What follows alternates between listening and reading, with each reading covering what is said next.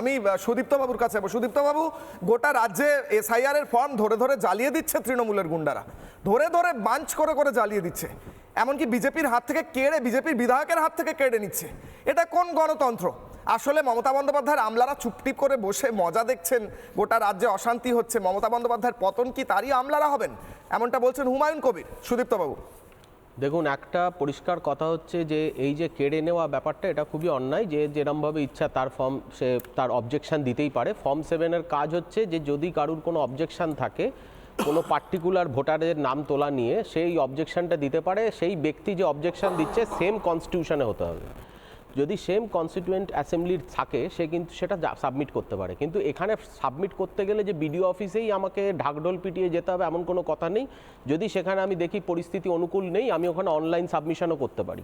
সেই ক্ষমতা কিন্তু আছে। সেই ক্ষমতা, সেটা আমাদের এই যে ইআরও যিনি আছেন, সেই ইআরওরই একা সেই ক্ষমতা আছে সেটাকে ভেরিফাই করে এইটাকে সেই এটাকে জাস্টিফাই করা। কমপ্লেন্টটা কোনো অপরাধ নেই না, আমাকে বলতে দিন। হ্যাঁ, ইআরও যেটা, যিনি ইআরও থাকেন তার যত অ্যাপিল নেয়ার ক্ষমতা আছে, তাই তাকে আমরা জুডিশিয়ারি ভাষায় বলতে পারি কোয়াসি জুডিশিয়ারি তার ক্ষমতা আছে। সেখানে যদি কেউ ভুল সাবমিশন করে, কোনো ভুল কমপ্লেন করে, তাহলে ফলস এভিডেন্সের এগেনস্টে, তার এগেনস্টেও মামলা রুজু হতে পারে।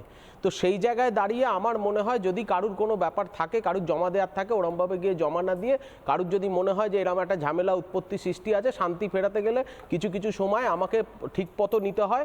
যে আমার যে কোনো অপশান আছে, যেমনি এখন বহু ইমেলে, এখন পুলিশ থানায় গেলে অনেক কি বললেন আমি বুঝলাম না, আমরা অ্যাডভাইস করি যে আপনারা ইমেলে কমপ্লেন করে দিন। তো ইমেলে কমপ্লেন করে এসপি অফিসে জমা দেওয়া হয়, পরে অ্যাকশন হয়। তো সেইরকমভাবে আমার এইটাই বক্তব্য থাকবে যে যদি কেউ মনে করে যে আমি ঢাকঢোল পিটিয়ে লোকজন নিয়ে, মিডিয়া অ্যাট্রাকশন নিয়ে একটা ঝামেলা সৃষ্টি করে আমি ওখানে যাব, তাহলে অটোমেটিক্যালি একটা বিশৃঙ্খলা সৃষ্টি হচ্ছে। কারণ যাদের বিরুদ্ধে যাচ্ছে তারাও তো অবজেকশন দিচ্ছে।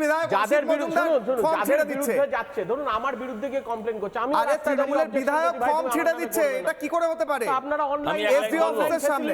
আচ্ছা, সজলদা কাউন্টার করছেন, আসছি স্যার। আমি বেশি বলবো না। এই প্রতিকূল অবস্থার সৃষ্টি হচ্ছে কেন?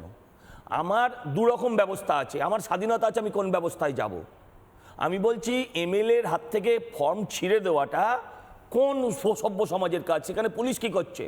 আমি আপনাকে বলছি যে আপনি বলছেন শান্তি রাখতে, আরে শান্তি মানে কি? আপনি শ্মশানের শান্তি চান নাকি? আমার কি অধিকার নেই আমি হাতে হাতে দেব?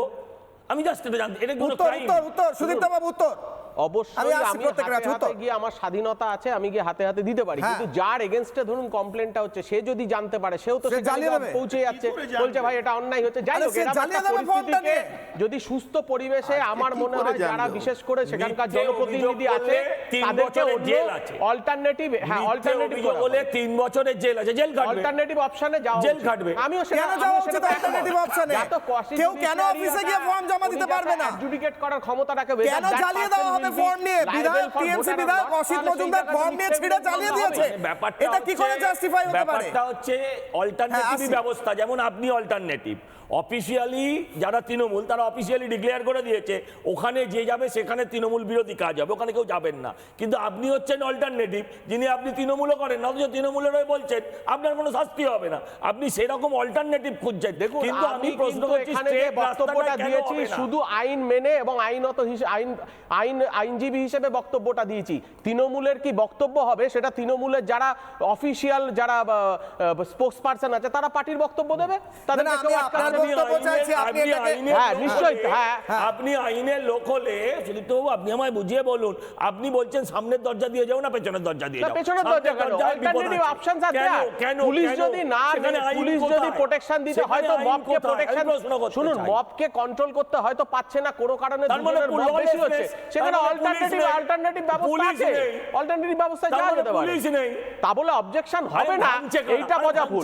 অবজেকশন দেওয়ার পাওয়ার আপনাদের, যারা অবজেকশন দিতে চায়, আমি বলছি যারা আইন তৈরি করে তারা যদি আইনটাকে হাতে নেয়, তারা যদি বিডিও অফিস ভাঙে, তারা যদি ওই ফর্ম 7 চিনিয়ে নিয়ে জ্বালিয়ে দেয়, তাহলে কোন আইনের কাছে মানুষ যাবে? তো তারা কি বলছে যে যার বিরুদ্ধে অভিযোগ সে তো চলে এসে আটকে দিচ্ছে না, তার তো অধিকার আছে এসে আটকে দেওয়া, ফর্মটা নিয়ে জ্বালিয়ে দেওয়া, তাই না?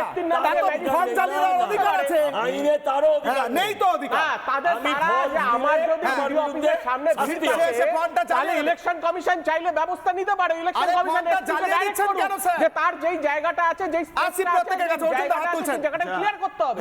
আচ্ছা আমি তো আপনার মতন বলতে পারবো না, আপনি তো আইনের লোক। নানা ধরনের কন্টেন্ট দেখার জন্য লাইক করুন, শেয়ার করুন আমাদের ফেসবুক পেজ, সাবস্ক্রাইব করুন আমাদের ইউটিউব চ্যানেল। পাশাপাশি অন্যান্য ব্রেকিং নিউজের জন্য অবশ্যই চোখ রাখুন রিপাবলিক বাংলায়।